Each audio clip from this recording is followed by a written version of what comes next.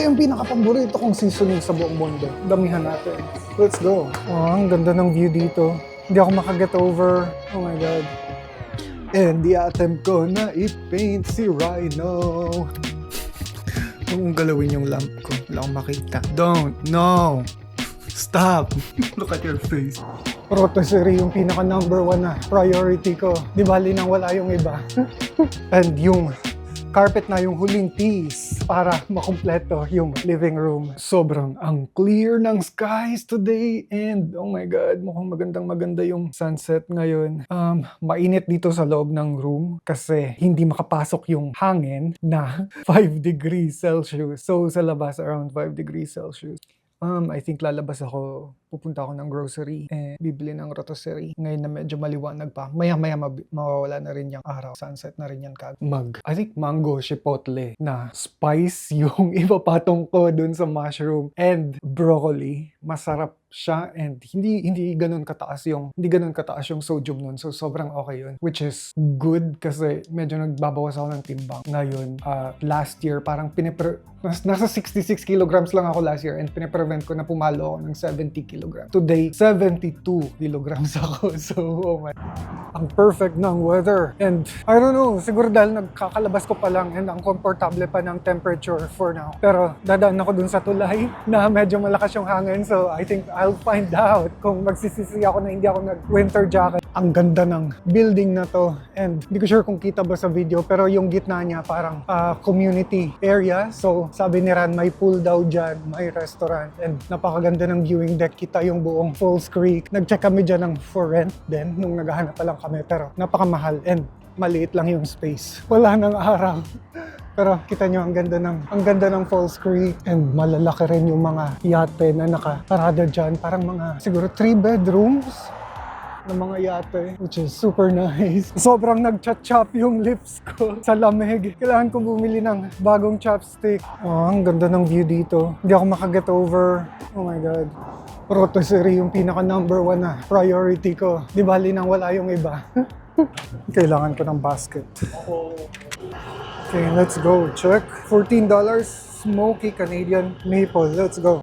Hindi naman special tong araw na to. So, tong white mushrooms lang yung kukunin ko today. First time ko kasi dito sa Save On na to. So, nag-struggle ako hanapin yung mga bagay-bagay. Pero kailangan ko lang ng ladle na malambot yung dulo. And then broccoli. Kailangan ko to. Oh my God.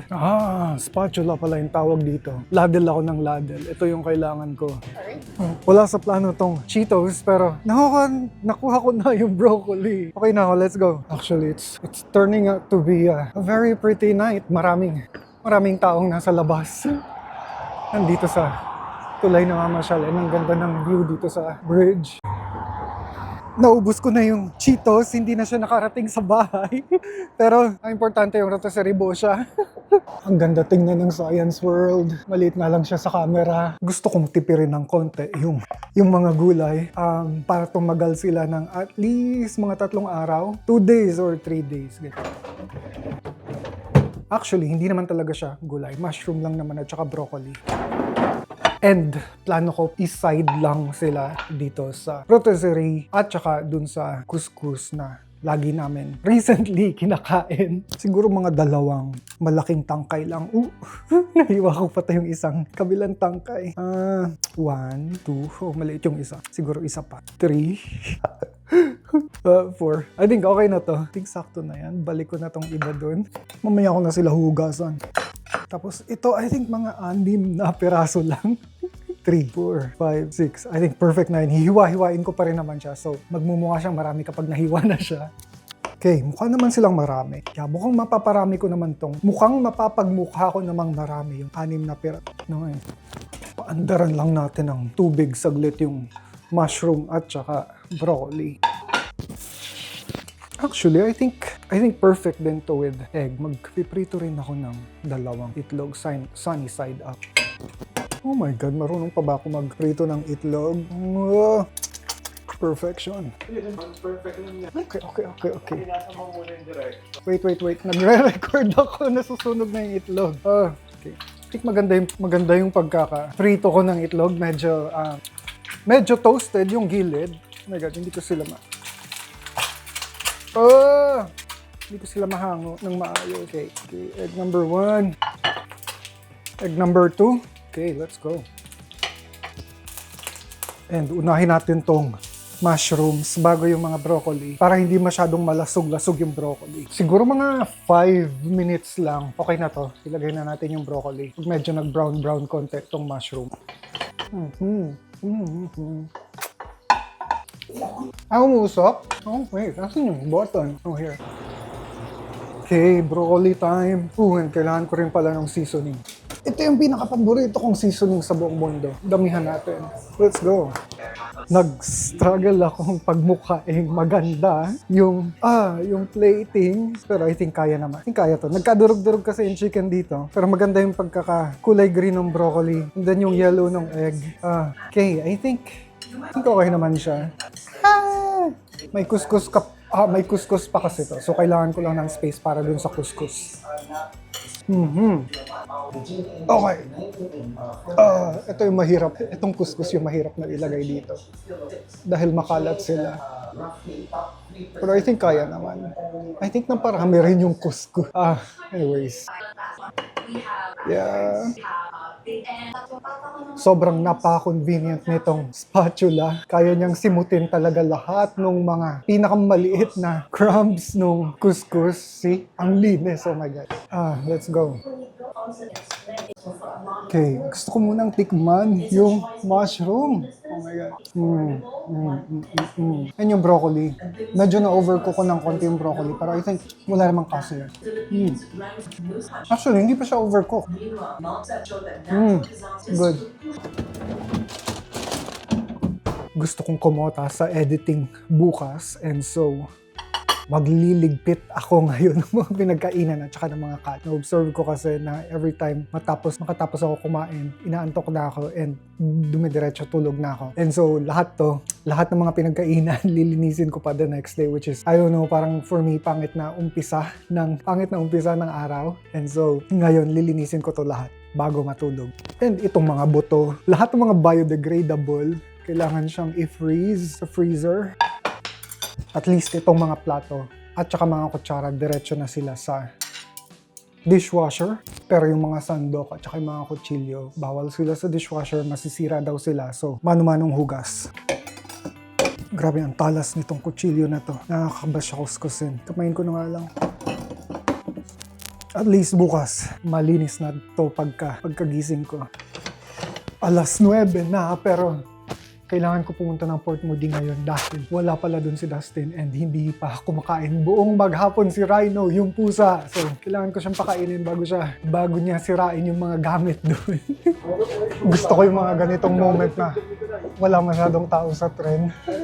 As in, parang solo ko siya. Oh my God. Parang dati halos araw-araw ako nandito ngayon. I think mahigit 1 linggo since nakita ko tong lugar na to. Oh my God. Lalakarin ko na lang from here para kumota rin ako ng step. And ayun nga, parang feeling ko baka ito na rin yung last time na maglakad ako dito along St. John Street na dati almost everyday naglalakad ako para maka 10,000 steps. Ngayon pa lang nami-miss ko na siya. Oh my God, ang kalat. Pero okay, dito na rin ako matutulog tonight. And ito yung mga painting na binili na. I think kakakutin ko na rin sila papunta dun sa kabila bukas. Ang dami pa naming damit dito. Oh my God. Mahaba-habang hakutan pa to. What are you looking for? Okay, what are you doing? Do you want to move with us? Yeah, you fit in the luggage. Okay, alam ko mahirap tanggapin to sa'yo. Yes, do you love me? We're leaving. Okay? We are leaving. And you're not coming with us. Okay? Don't be sad, you're still a rich cat. I'm still talking to you. I'm not sure kung may coffee pa kami dito. Sana meron pa. Kasi what is this? Nag-crave ako for, oh my God, wala. Alam mo pa ba to? I think kasya pa to isang timplahan. Let's go. Okay, kailangan ko tong mga Tupperware na to. So, patayin ko lang yung ilaw. And I think akin din yung kalahati ng mga Tupperwares dito. Mga gamit ko pa galing terrace nung ang lala pa ng food prep ko once a week. So, nung nasa terrace ako, magluluto lang ako ng I think Sunday or Monday. Tapos lahat ng mga niluto ko good for the whole week na yun. And so matipid and hindi siya ganun ka-effort. Where did Rhino go? What are you looking at? Hindi ikaw yan. It's not you. Oh, neither of those two are you. I will paint. Yes? That's so... Bumili ako ng mga supplies sa Dalarama.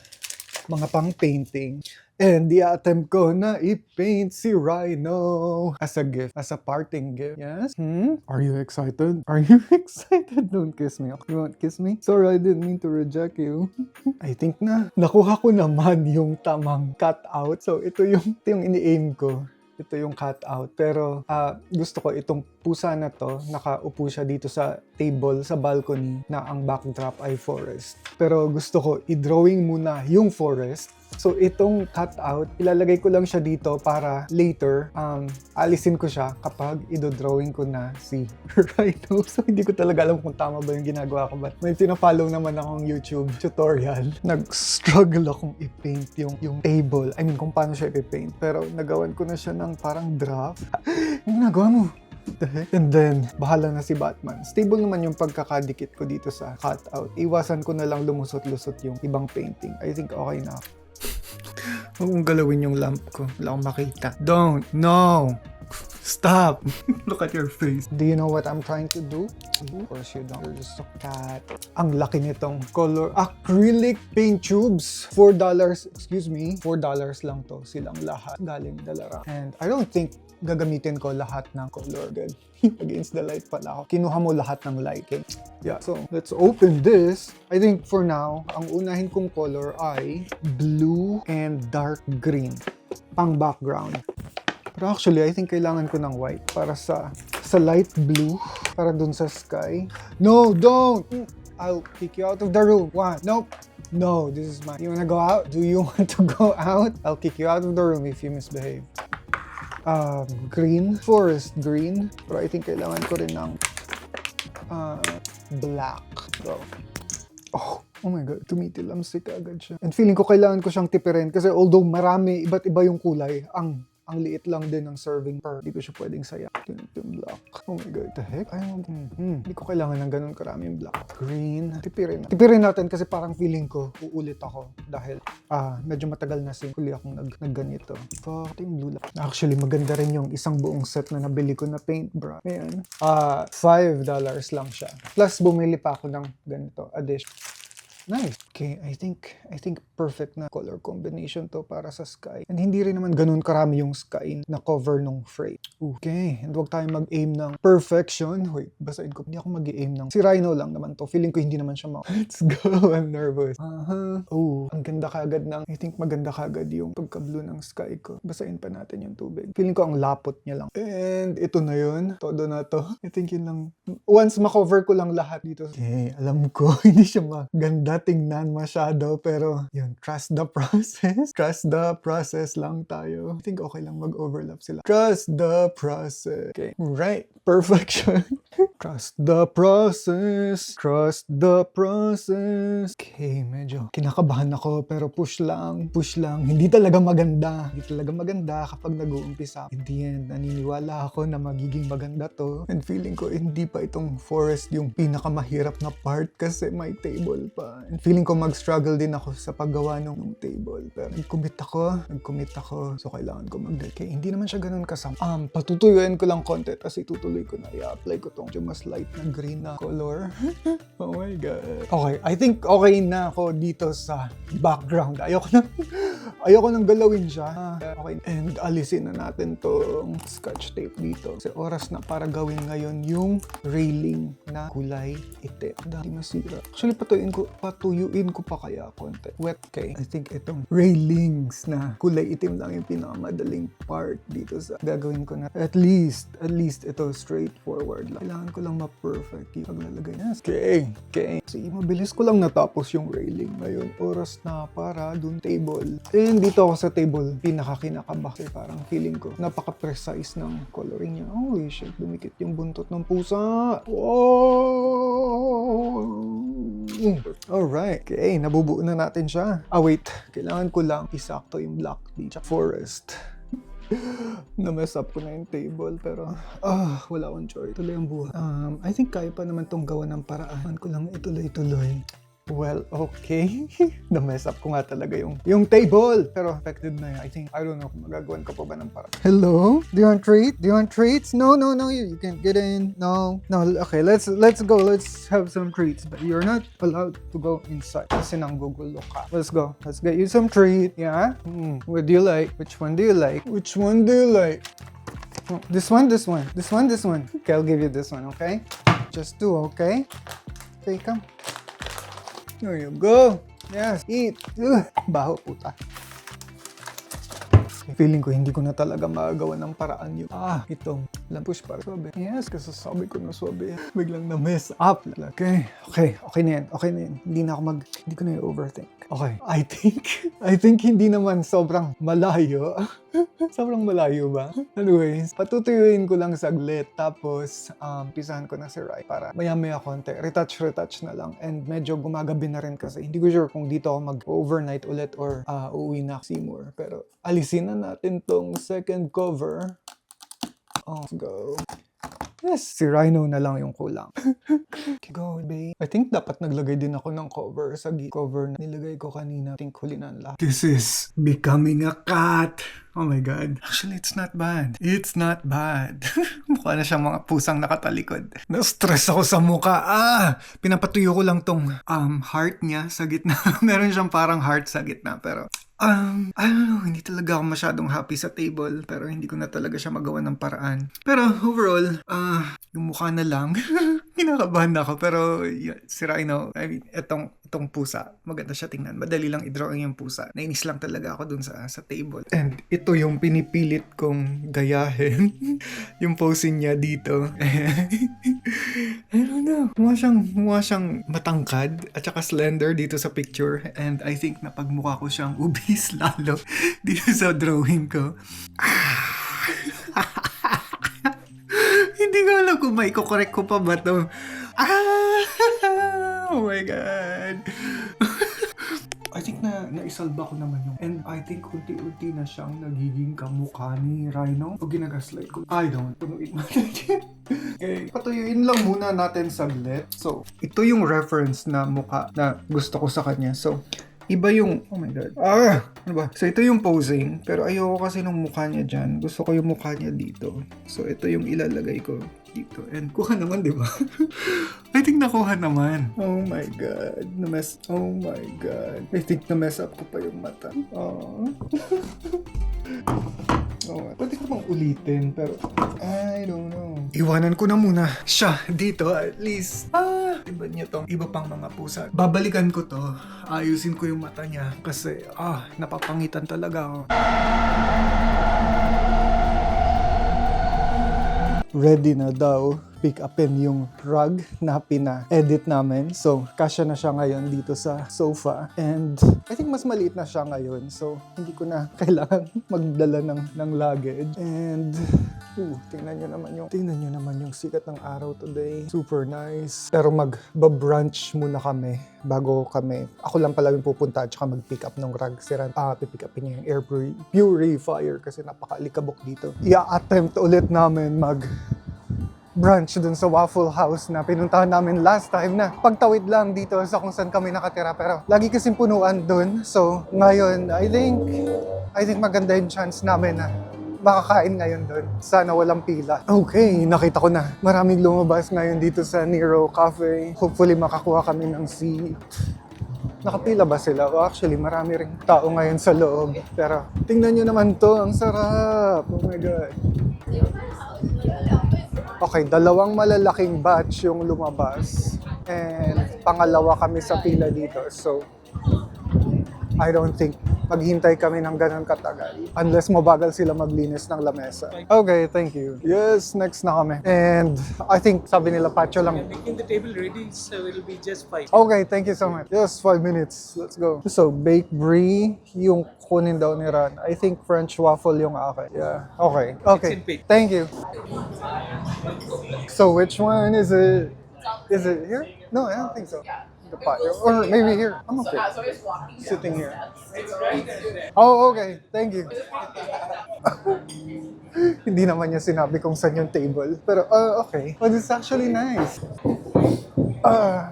Oh my God. 1 hour lang yung seating. 1 hour yung seating, oh my God. 5 degrees Celsius ngayon sa labas. Pero dito sa outside seating nila, mainit. At least, well, may mga patsi-patsi ng init. And ang hirap, medyo masakit siya sa kamay ngayon dahil malakas yung hangin. Or yung hangin yung nagpapa-intense nung lamig. Pero may mga heater sila na galing sa taas. Hello. Actually, we're ready to order. Yeah. Mine is Brussels Benedict with smoked salmon. Mine is Brussels Benedict with ham. And then Americano with room for cream and sugar. My drink is Belgian mocha. Like dark chocolate or milk chocolate? Dark. Any else I should be aware of? No. Thank you. Thank you. For you. Okay. Tikman na natin yung kape nila. Against the lights ako. Okay lang yan. First coffee of the day. It's good. Pero tikman din natin tong Belgian cappuccino ni Ryan. Sobrang chocolatey, parang na siyang dessert. Pagpasok natin kanina, itong isang buong hilera na to, dito, wala pa silang pagkain. Kasi since umupo tayo, lahat ng mga nilabas nila, doon lang nila sinerve to. Parang, Tagal ng waiting time. no, gaano ba ka-complicated gumawa ng Belgian waffle? Ang tagal nung... Huwag mo silang maliit din Okay, we'll find out kung talagang worth it ba yung waiting. per order. Okay. Maubos ko na rin yung kape ko. And mahal tong Americano na to, $4. Ang order sa Starbucks. Naurasan mo ba kung anong oras tayo umupo? Ang tagal, grabe. Sa mo po. Yeah. May 1 hour lang tayo pagkaupo. Yeah. So, meron tayong 30 minutes. 10 minutes. Baka naman 1 hour from the time na nakuha na po. Baka, I don't know. Masyado naman sila. Yeah. Pero dapat talaga masarap na masarap yung Belgian waffle na yun pagdating. Paano kung di masarap? I don't know. Pero yan, na-observe ko nga rin. Tingnan mo, binil agad yung mga tapos na kumain. I don't know. Feeling ko lang naman. Magta 30 minutes na kami na nakaupo. 1:29. Yan, dami ko na nagawa. Yeah. Check ko na yung mga paper. Check ko na kung anong worth ng phone mo. Oh my God, ito na yata. Oh, I'll have the Benedict ham. Thank you so much. Oh my God. Enjoy, guys. Thank you. Kayo mag-judge kung worth it ba. Oh my God, ang laki. Oh my God. And ito naman yung in-order ni Ran, salmon. So, may salmon siya dyan. Akin ham. Oh, I think worth it naman. And nakaupo kami sa mas malaking table, mas mahabang table, compare dun sa mga katabi namin na dikit-dikit sila dun. So feeling ko medyo mas special yung treatment sa amin ng konti. Although pare-pareho lang kami naghintay ng matagal. Okay, let's go. Hindi ko alam kung ano yung una kong titikman. I think tikman natin yung protein, which is yung egg benedict din. So tikman natin tong dahon na nasa taas.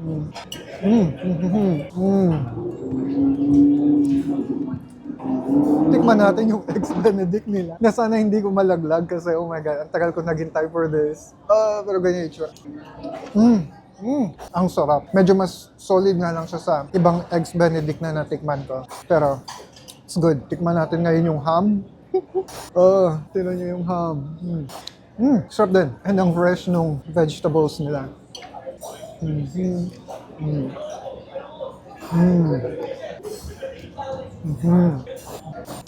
Gusto mo bigyan kita ng ham, tapos bigyan mo ko ng salmon? Sure. Pero paano dapat inuuna mo lagi yung kainin yung gulay para di mabilis yung pag-absorb ng sugar sa intestine. Ganun ba yan? Yeah. And learn from a friend. And ito yung salmon. Smoked salmon ni Ran. Actually, parang similar to sa... Parang yung tinapa sa Pilipinas. Yung pagkaka-smoke niya. May mga smoke kasi dito na hindi ganun yung lasa. So ito parang ang homey ng lasa niya. Yeah, so firm nga yung eggs benedict nila dito. So ganito yung itsura niya. Imbis na parang malauhog. Ayan, imbis na parang malabsaw yung eggs benedict. Solid siya. Ang firm niya. Ganun din yung eggs benedict ko. Okay, tikman na natin yung waffle nila. Sarap, napaka-light. Yeah. So, mukhang makapal yung waffle, pero napakagaan niya and napaka-airy niya, which I like. Para siyang, I don't know, yung mga dessert sa Pilipinas na hollow. Hindi ako makahanap ng example, pero masarap siya. So, I don't know if ganito ba talaga dapat yung totoong Belgian waffle kasi sobrang iba siya dun sa mga Belgian waffle na na-try ko. Pero masarap naman. Medyo humina na yung hangin and inumpisa na nilang itaas tong parang tolda nila dito sa outside seating nila. Actually, mas maganda nga siya ngayon na wala yung tolda. Mas aesthetic siya. Pero tingnan din natin yung loob. Oh, hindi ganun kalaki yung loob. Pero at least warmer dito. Thank you. Have a good day. Thank you. Okay, oras na para pick upin yung... dito ako. Yeah, okay. See you. Oras na para pick upin yung carpet. Oh, what a nice day. 30 minutes na lakaran lang rin siya. Tapos dun sa bridge yung daan. If hindi ko kaya yung carpet na buhatin later, magbabas ako. Pero if kaya, lalakarin ko lang rin pabalik dito sa downtown. First time ko maglakad dito sa tulay na to. Hindi ko sure kung pwede bang maglakad dito. Pero yung mga bike lane lang kasi itong nasa gilid ko. So, I'm not sure kung dito sa side na to yung lakaran. Oh, yeah. And ito yung Burrard Bridge. Ang ganda niya rin. Maganda siya. Pero nandito tayo sa side ng Granville. Oh my God, ang init. Buti na lang may sunblock ako. Hindi ko sure kung bakit ngayon lang ako nakadaan dito, pero ang ganda rin dito. Ito lang rin yung tulay dito na may mga solid talaga na railings. Dahil ba maraming tumatalon dito? Pero ang ganda. Maganda ngayon dahil sunny day, pero kapag halimbawa maulap, tapos rainy, oh my God, depressing pa rin yan. Pero feeling ko mas maganda yung view dun sa kabila kasi pa-North Van yung view dun. Dito, pa-downtown lang rin yung view. Wala pang 30 minutes. Sobrang mabilis lang ba ako maglakad? Ngayon yung problema is yung pabalik. Baka hindi ko kayanin yung rug. Let's go here. Sale, 149 na lang. Hi, I'm here to pick up a rug. Okay, thank you. Okay, yep. I think ito nga yan. Ngayon, paano ko? Hindi nila plano kung okay. I think okay na yan. Bibit-bitin ko.